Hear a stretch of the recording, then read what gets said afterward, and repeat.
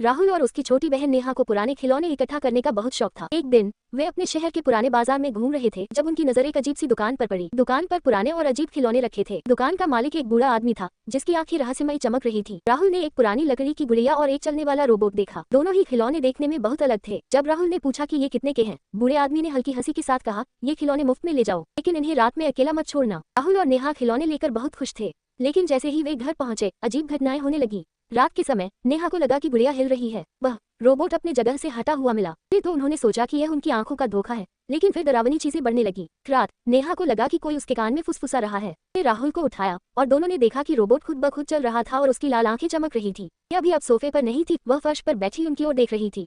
के मारे दोनों चीख पड़े। उनकी आवाज सुनकर माँ पापा दौड़े चले आए, लेकिन जैसे ही उन्होंने कमरे में कदम रखा सारे खिलौने फिर से अपनी जगह पर स्थिर हो गए। पापा ने बच्चों को डांटा कि वे बेकार की बातें सोच रहे हैं। अगली रात राहुल और नेहा ने कैमरा लगाकर सच जानने की कोशिश की। उन्होंने अगली सुबह वीडियो देखा तो उनके होश उड़ गए।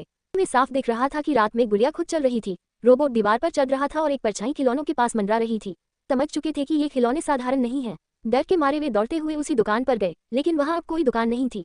सिर्फ एक टूटा हुआ बोर्ड पड़ा था जिस पर लिखा था, खिलौनों की दुनिया में स्वागत है। लगा जैसे किसी ने उनके कानों में फुसफुसा कर कहा, हम फिर लौटेंगे। सीख, हर पुरानी चीज को बिना सोचे समझे अपने घर नहीं लाना चाहिए। कुछ चीजें सिर्फ दिखने में खिलौने होती हैं, लेकिन उनके पीछे एक रहस्य छुपा होता है।